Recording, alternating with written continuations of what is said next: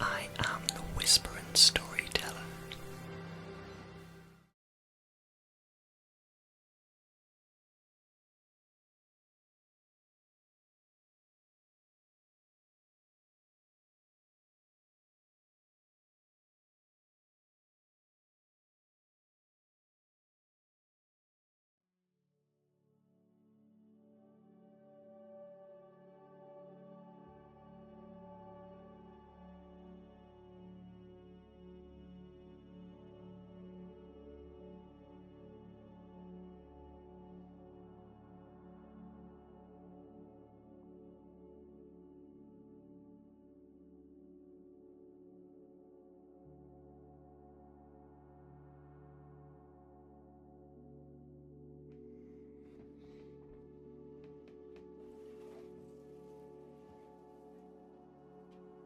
Hello, hello, hello, and good morning or good evening. It is Craig Whispering Storyteller here. I hope you are well.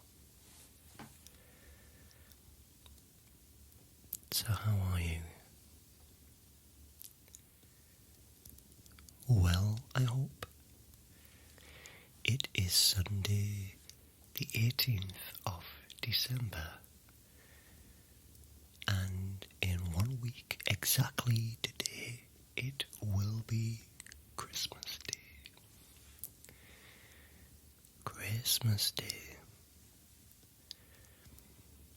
So I thought I would take the time to say hello and just have a little unscripted ramble, as I usually do now and again, just to have a chat, see how you are, tell you how I am, and prepare for Christmas to descend. It's very quiet here on Sunday morning,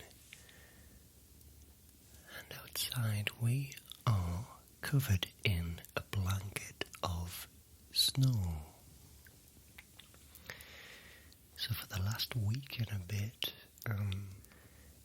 the United Kingdom has been blanketed in ice and snowfall. So my street, which is a side street, not a main road, the roads have been iced over for days and days. Treacherous to walk on, because what's happening during the day, you're getting the ice melting slightly, even though it's been below freezing for the last week. But then when it ices over again on an evening, when it gets even colder, that ice is melting, is icing over again. So you've got layers and layers and layers of fresh snowfall, half melted ice. And it's very beautiful to look out at, isn't it? It's just a blanket of white, and everything just seems so quiet because it kind of muffles some of the natural sounds. And when you walk on that snow, you feel the crisp crunch under your feet. And going to work on a morning,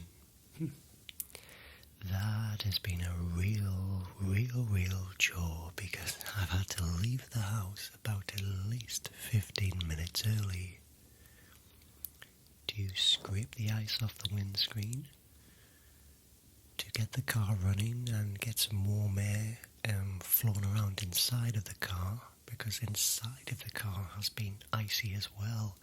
So I've been scraping the windscreen indoors, and there's flakes of ice flying around in the air as I do so. I've gone through about 4 cans of de-icer so far,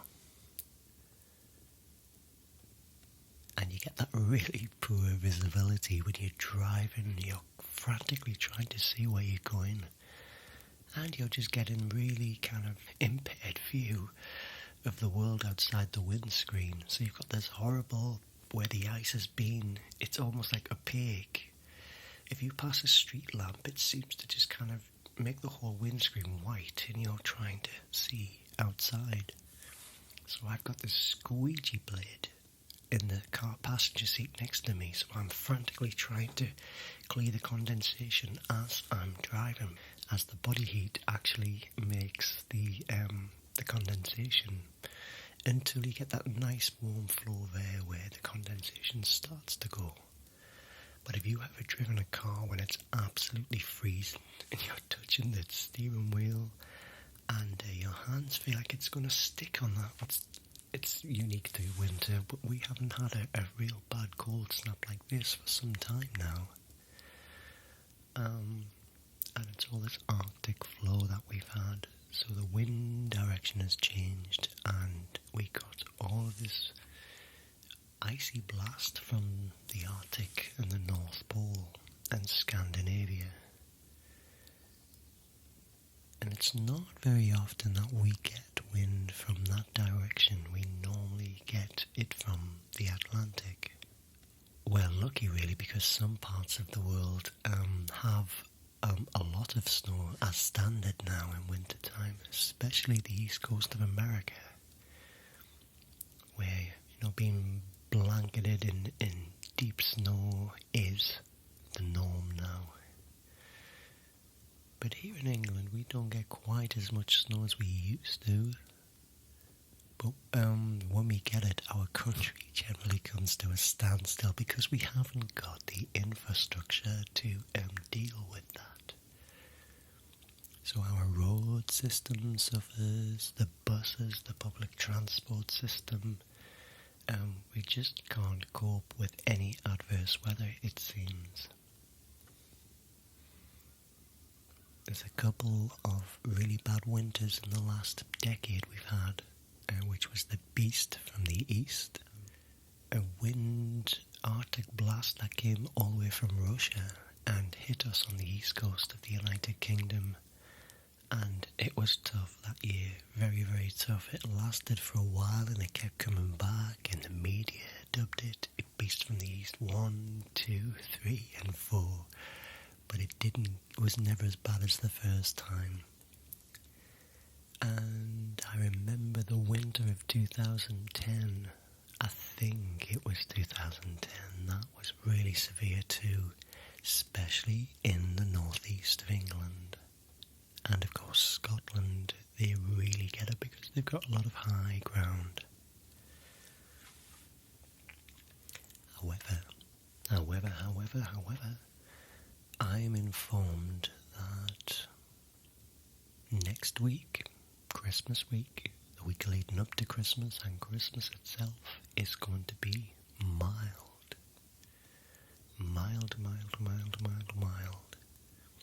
So that means we will have washing on lines on Christmas Day, possibly. It's been known before to be warm enough to put your washing out.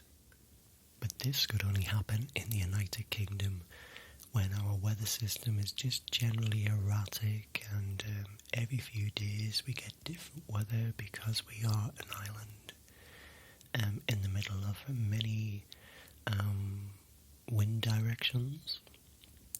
So we are prone to change.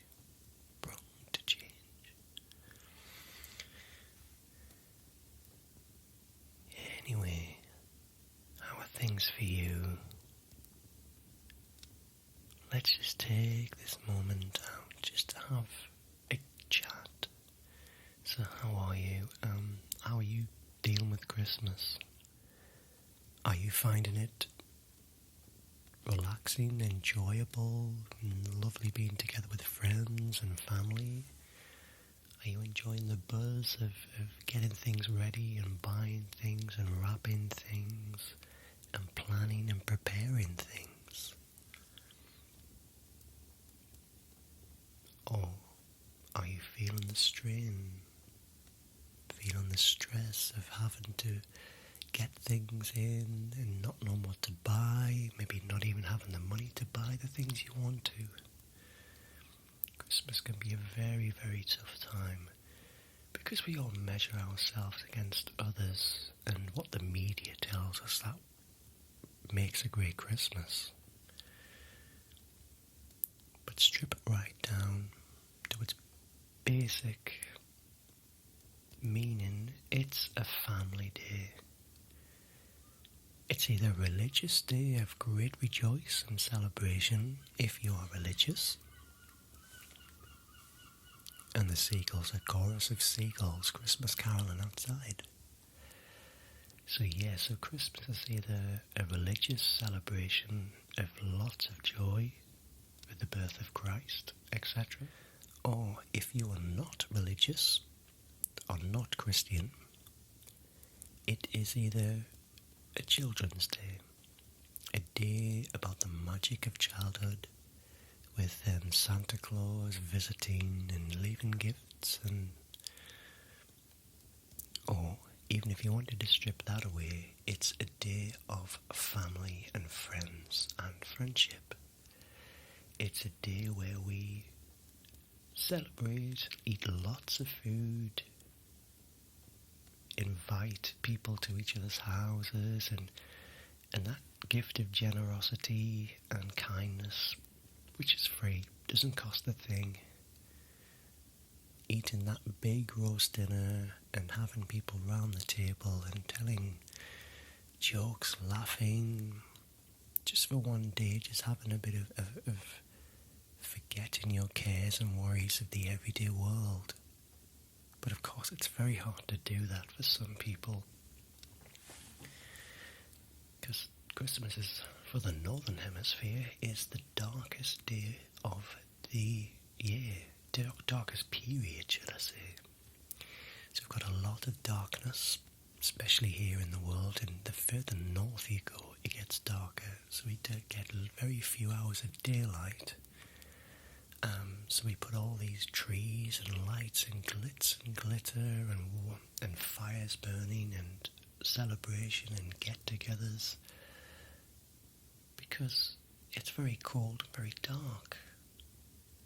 So even if you take out the religious connotations of Christmas, it's us kind of getting through the darkest period of the year, and having something to celebrate. Otherwise, it would be very, very, very grim. What's your take on the whole Christmas experience? I think for mine, for what it's worth, it's great if you keep it under control. Don't forget the meaning of Christmas. I'm not particularly religious myself, but I look at it as a day of family and friends and childhood. That's my take on Christmas. What about yours? I actually had plans for Christmas. I had a couple of really big videos to create. Green screen, a little bit of fun, a little bit of fancy dress. But there's two reasons why they haven't come to fruition, and one was that I've been working so much overtime. It's been unreal.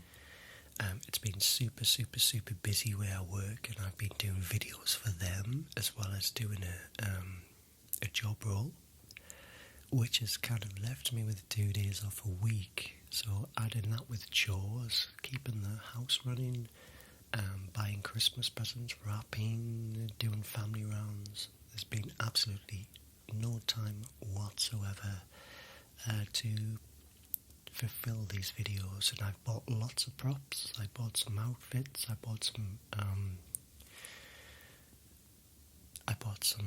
I spent quite a bit on equipment for the video, and it hasn't come to fruition. The other idea I had was a collaboration, and I kind of wrote a script of sorts, and the collaboration did not materialise. The person in question didn't get back. There was cooperation, but then there was radio silence. So I do apologise. I haven't had anything special for the holidays this year, but I did try. I did have best intentions. It just didn't work out for me, unfortunately. And I know for a fact you will understand that. On top of this, I lost Flossy. So I couldn't bring myself to make a video that week. I was grieving really badly for the old girl. In a nutshell, Flossy was 16 and a half year old. She was cherished and loved, as you all know. She appeared in lots and lots of my videos. She was just the perfect house cat, a great companion, very affectionate, lovely, and a joy, absolute joy to have with me. Around the summertime, I noticed that she had a lot of knots in her fur around her back end, her back legs, and I thought that was highly unusual. So not putting two and two together, I just figured it was something to do with her diet. Maybe her hair had become a bit matted. I'm not sure why. I didn't really think into it a great deal. But every time I tried to comb her, she would swipe, which was not Flossy. She didn't do that kind of thing, but she was obviously in pain. Took her to the vets, and the vets diagnosed her with arthritis. I think you know that. I think I've already documented that with you guys. So she was on this injection every month, again documented with you. And then she got this pain relief, and she seemed a lot easier. She could groom herself a little bit better, but she just didn't have the mobility that she had. I noticed that she was wobbling when she was walking. Her back legs were swinging from left to right, and she was losing her balance. I saw a big difference in October into November with that injection that month. She couldn't climb anymore, so I got some steps for her just to try and get up on the sofa. She couldn't even get up from, something simple in the end.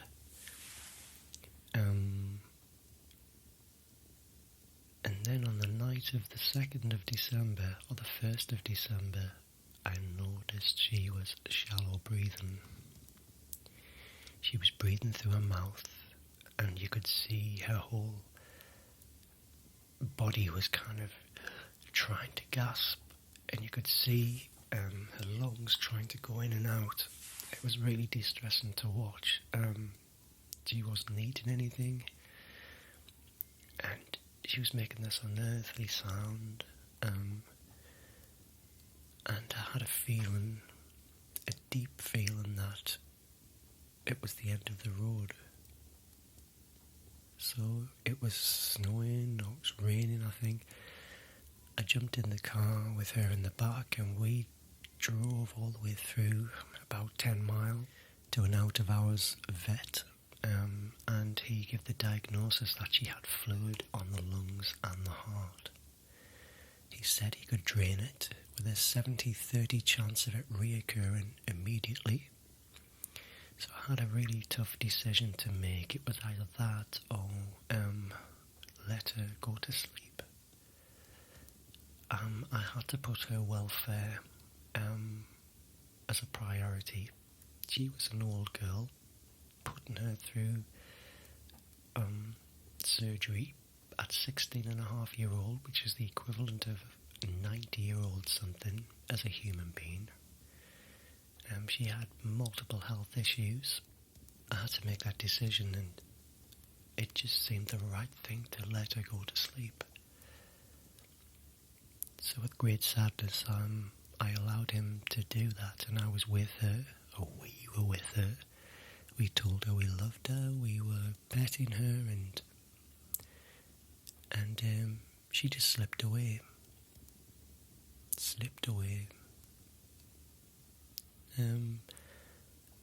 And she's a huge miss. If I could have kept her going with a great quality of life, I would have, but it wasn't fair to keep her going for the sake of me. She'd obviously, her body was starting to shut down, and she was dying in the end. She was dying slowly. It would have been awful had I not acted when I did, so I'm so thankful that I went and got her seen to, and I made that decision, that action, just to be kind and let her go to sleep. So I've got her ashes downstairs. I've got a lovely box on its way with a lovely photograph and a brass plaque with her name on. And she's going to stay with us because she was a house cat. So putting her outside doesn't sit well with me. I'm going to keep her with me.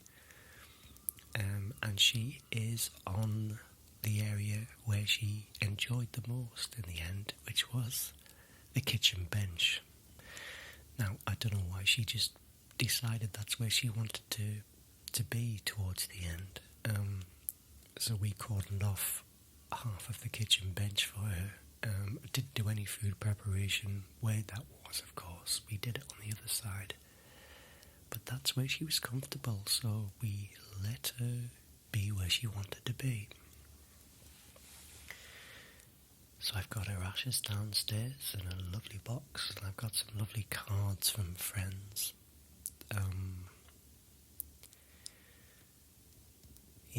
And I've got a couple of lovely baubles with her photograph on, so she will never ever be forgotten. My little friend Flossy, she'll be with me forever, and she's a huge miss to me. I can feel the difference, even though she didn't do a great deal. She just slept a lot and liked to get fussed over, but not always. She sometimes liked to just be left alone, and she was. She had access to everywhere in the house because she was a house cat. She didn't get outside. But I just hope I gave her the best life I could have. And I hope I made the right decision by her. I think I did, deep down. I think I did, but I often think, what if I tried to do the other option? What would have happened? I think it would have just prolonged it, and it would have happened well by now. And it might have been a lot more painful if I hadn't done what I'd done. There we go, I've told you about what happened. And I think I've been in a state of shock ever since. I'm going to return to Christmas briefly, and so that's the reason why I haven't been doing videos as much lately. So, as for this week coming, I've got a lot of day job work to do. I've got a quiz with the neighbours on Monday, so we're going to get together and I'm going to run a festive quiz. I love things like this. It's really funny, simple community events. It's great. I haven't done any physical shopping, which is shocking. I've done all my Christmas shopping online. Is that a sign of the times? Maybe, but also I just haven't had the time to go looking around shops. I've had to do things on breaks, order items on break at work, and even on a night time before I go to bed I've tried to rack my brains about what it is I need to buy, and it's kind of got me through it. So as for the physical shopping, the crowds, all of the hassle, I don't know if I've missed it, to be honest. Maybe from a social point of view, having a coffee in the middle of the shopping, but the stress of trying to find something to buy someone. I think you've always got to have an idea of what it is you want to buy, and it's great to browse if you just already have things in and you're just looking for that additional something. What do you think? Anyway, I am going to leave because I've got to go to work this afternoon, and I'm going to edit this video really quickly before I get ready to go in. So I'm going to take this opportunity to wish you all a Merry, Merry Christmas. or happy holidays. I hope Santa Claus is good to you, and I hope you have a magical time with your friends and family. I hope it's perfect, and I give you season's greetings. So, I am going to disappear now, but please know that I love you very much, and I appreciate you. And I will see you very, very soon. Good night, and thank you.